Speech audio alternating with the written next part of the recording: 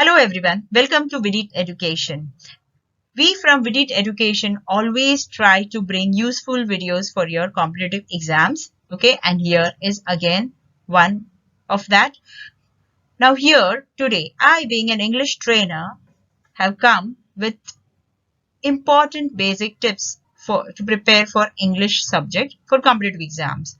Now, as we can see nowadays, people make a lot of errors while speaking English. Okay, so to avoid that, we need to look at the basic things, basic knowledge of English. So here in this video, I'm going to discuss about that.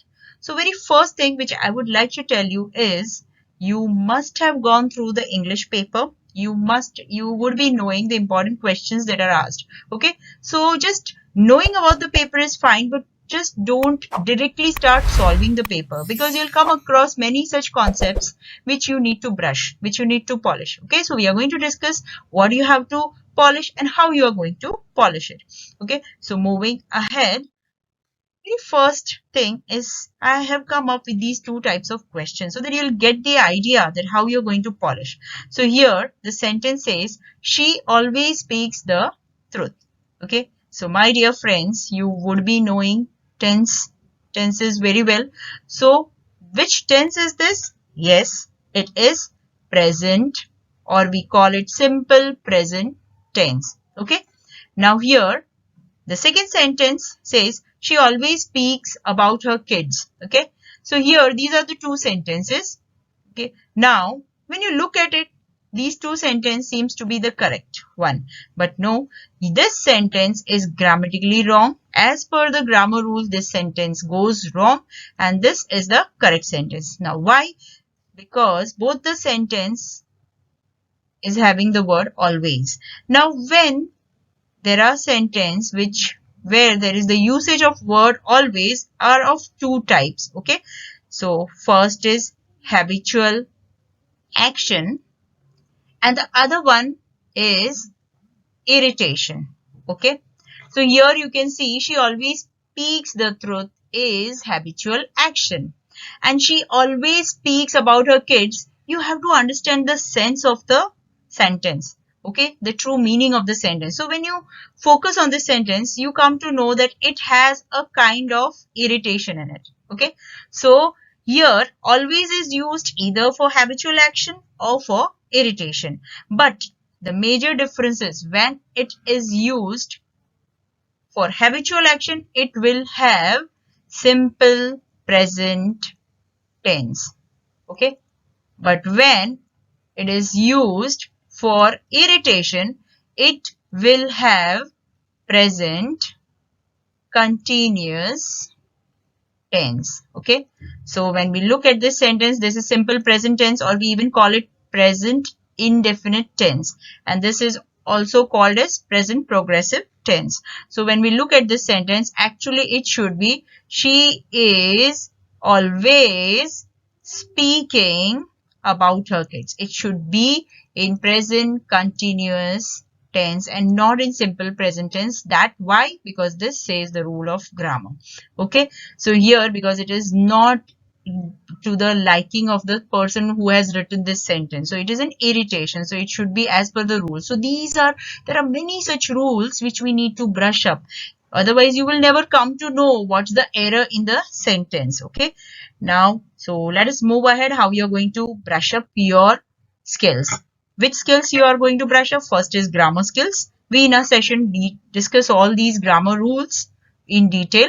So very first thing is grammar skills. Next is reading skills. Nowadays, in the age of plenty of usage of social media, you can see our reading skills have really deteriorated. So we need to polish our reading skills, develop a good reading skill. Next is vocabulary. Okay, empowering yourself with vocabulary, because RCs, if you solve RCs, you'll get stuck up if you don't have good knowledge of vocab. Next is listening skill. Okay, so this again plays a very important role in learning, because you learn what you listen. Okay, so now let us discuss individually how you're going to polish. Okay, so very first is grammar. What you're going to do. Now see, for grammar, a very important concept, questions based on very important concept is asked, that is subject and verb, agreement. Okay.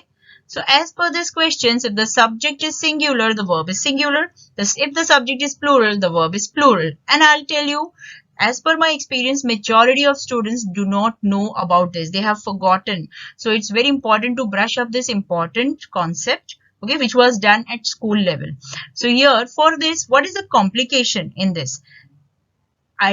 Difficulty in identifying the subject of a sentence. Though the subject is either a noun or a pronoun, but still they complicate it so that it becomes difficult for us to identify whether the subject is singular or plural. Same thing is with the object, okay? And verb, what we are going to learn for in verb? Tenses, okay? We need to identify the tenses accurately, okay? Now, if we ask the students, they are well aware about those three major tenses, but they are not knowing about the structure, about the rules, about the usage of these 12 tenses. Okay, so we brush up all these things, we explain in detail in our sessions. And next is basic knowledge of parts of speech, okay, plus articles, basic knowledge of their usage. So we need to brush up, okay, that we do in our sessions in detail. So parts of speech, like there are 8 parts of speech and we should know about their usage very well. So this is about grammar. Next we go reading. What you have to do for reading? First thing, if I tell you directly to read the newspaper, you won't be able to, because the newspaper that is suggested is the Hindu newspaper or Indian Express. So the language, even the writing style of the author becomes very difficult because they have various tones of writing the articles in the newspaper, especially the editorial part. So what you have to do?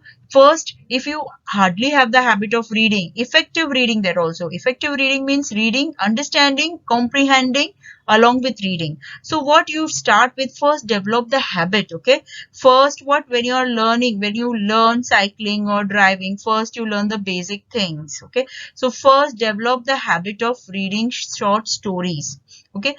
Any type of story of your interest, any type of fiction or a paranormal activities, ghost stories, whatever. Your main purpose is to cultivate the habit of reading. Or you can read some interesting novels, good novels, even comics, which is having a standard English language, okay? That should not deteriorate. So cultivate a reading habit through these tools. Next is vocabulary. What you have to learn for vocab? Many students get confused that there are so many words, okay? More than around 1,70,000 words are there. Are you going to sit and learn all those words? No. Out of that, 600 or 700 words are frequently used, okay? So how you are going to read, learn or remember the meaning? Again, there is a very powerful technique, that is root word technique, that we discuss in our sessions.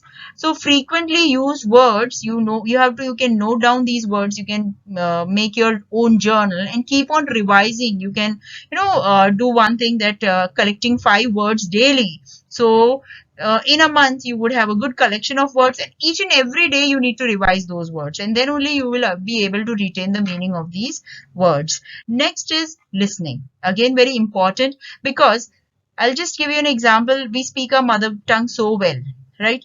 Nobody taught us in school. Why we speak? We speak because of our listening skills, okay? We speak because we heard them in our childhood, and this is the reason we speak them well. So your listening skills are very important. You just expose yourself to English. Watch English news, watch TED Talks of famous personalities, watch podcasts which you can get on various apps. So watch that rigorously whenever you're free, whenever you want to learn something and you are exhausted, not in a mood to write. You can listen to these TED Talks, you can listen to these podcasts, which will again brush up your knowledge of English, your knowledge of vocab.